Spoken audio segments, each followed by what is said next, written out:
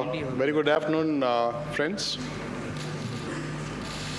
It's a very practical talks for this IC we have.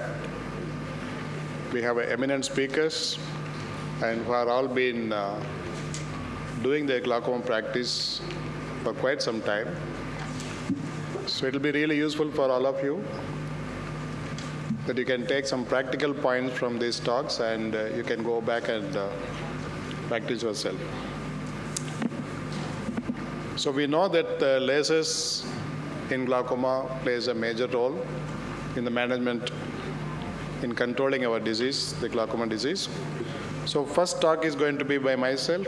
I'm Dr. Sathyan. I'm going to talk to you on YAG and the argon laser, but we don't have much of a role in argon laser, but mostly I'll be talking on the YAG laser. Whether you take argon or YAG, the indications are going to be whether it is a primary or secondary angle closure disease is one of the main indication for the laser.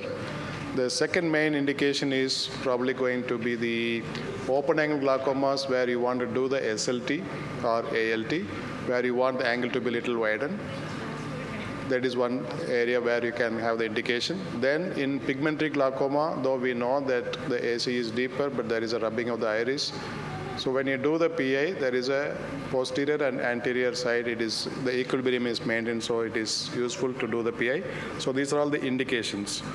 But what actually is the benefit of doing the PI is possibly we are reducing the risk of the acute angle closure disease in one.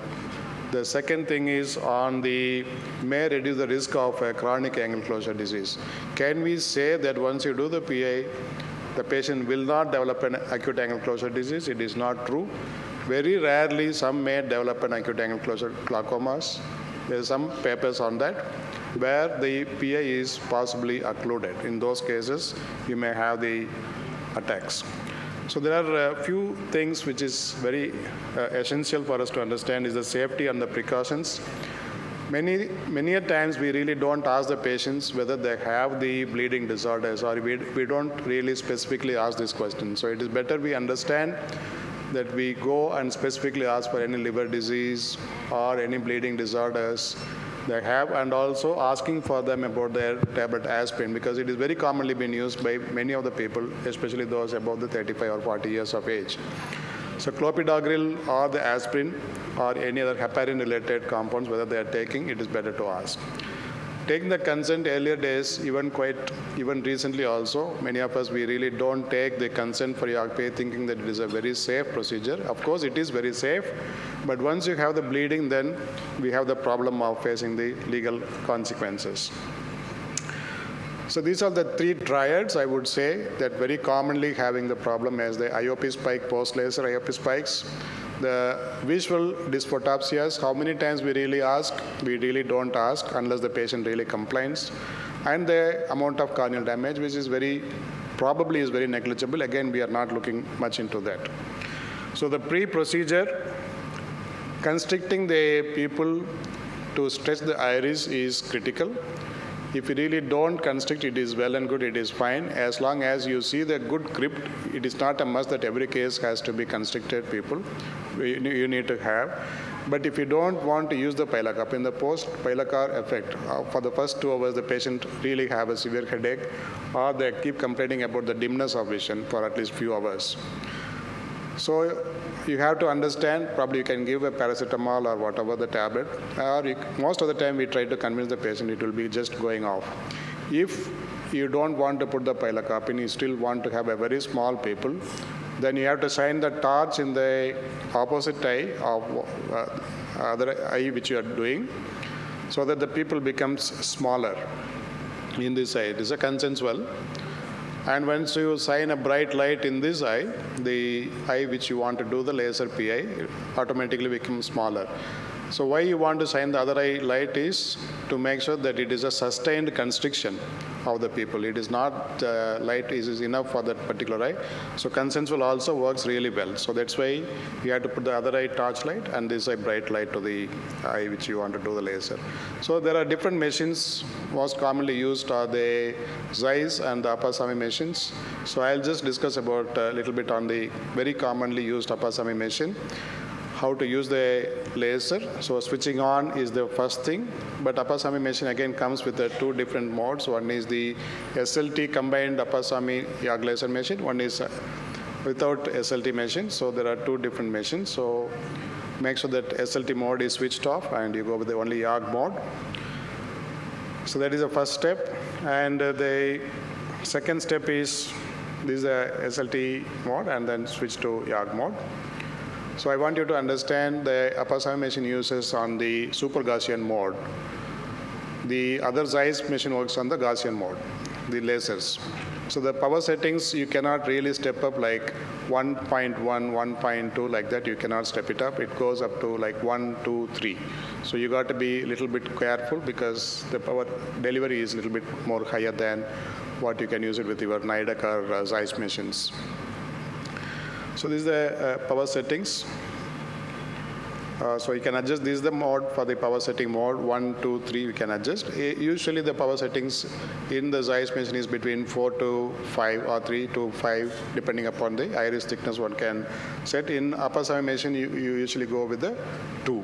That is more than enough. The 3 it will really blast the iris, so don't go with that. The aiming beam again.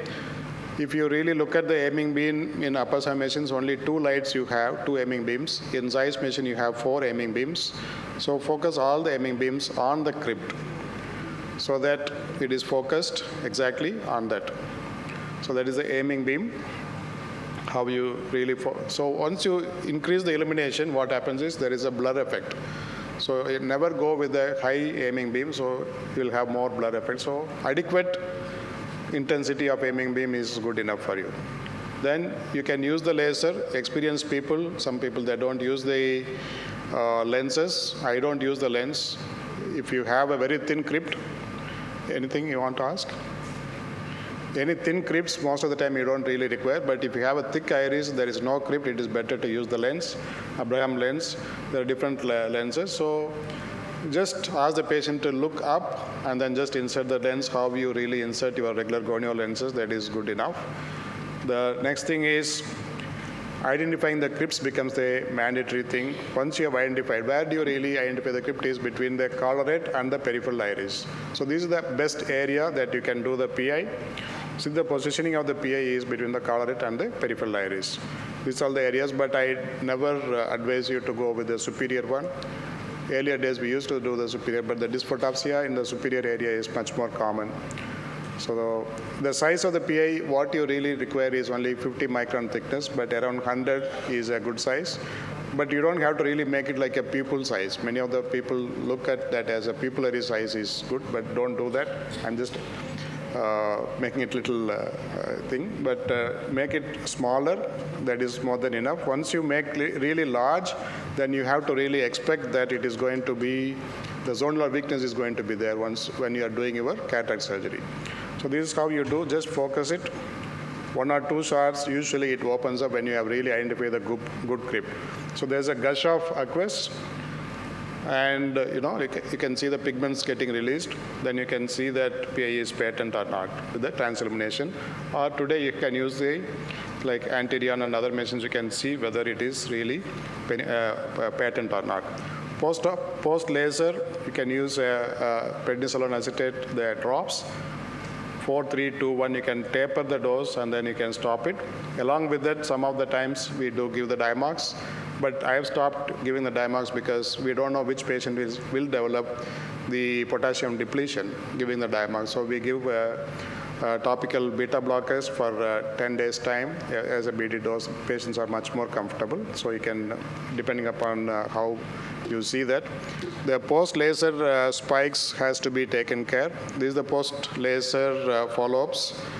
You see after a day or you see after 24 hours, then 10 days follow-up. That is good enough. Most of the time we don't really look at any complications. These are the common complications which we face in YAG lasers. It is not that very uncommon. The commonest thing which you use when you are using the super Gaussian mode with the lasers is the transient microbleeds from the iris. So very commonly seen, the microhyphemas are very common seen in these YAG lasers. not in the Zeiss laser. That is where you have the advantage of using your argon laser. Argon laser will never bleed. When you feel there is a lot of inflammatory response, you still want to do the PI, it is best is to go with the argon PI, argon first, surrounding, and then the center you can do the YAG. That will be the perfect way that you can look at doing the PI in these cases. So as I mentioned, these photopsias are pretty common when you have it in the superior area. The other areas, the incidence of dysphotopsias are very, very less. So when you're planning for the cataract surgery in an angle closure disease, many times I would avoid doing a PI if it is going to be within the first 6 months that you are going to do the cataract surgery. Moment you do the cataract surgery, everything settles down. So you don't have to really rush and do the PI, because the moment you do the PI, especially the large PIs, there is going to be a synechiae. The pupils are going to be a little smaller. You are going to have a lot of troubles. Not in every case, but I try to avoid as much as possible. That is a practical way I can tell you. So doing a PI is pretty easy. It is not that difficult. Only the glaucoma people can do. Everybody can do the PI, provided that you take care of all your practical tips what I mentioned today. So thank you so much. We have other speakers talking about SLT and other stuffs. I request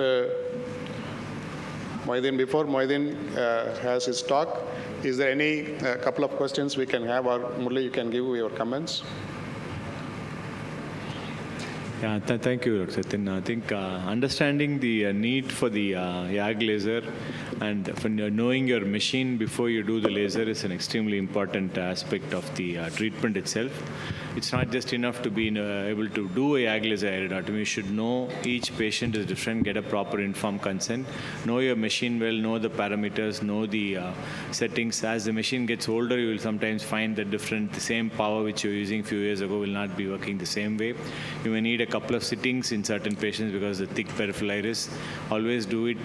Choose a good crypt and constrict the pupil either with light or with a little bit of pilocarpine. And do it with caution. Don't assume that YAG PIs are very simple, and don't brush it aside as a casual affair. Give it importance. Patient has to be kept informed of the possible consequences. And then doing a gonio after the YAG PI particularly is very important to see what happens to the angle. And then continue to monitor the patient for the IOP and other aspects of glaucoma even after the laser is done.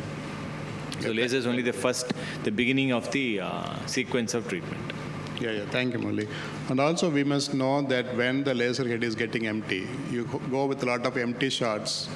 So we must understand when the laser head is getting empty, you have to ask the company to replace the laser head. So that is, again, very essential for us, because you may keep two in the board, but the laser may not be really delivering. A lot of shots will go empty. There are two things you have to understand. One is the laser head is getting empty, or the laser is not getting activated. So you just leave it for some time, again it gets activated, then you can do the laser again. So that's a very practical points which I have faced.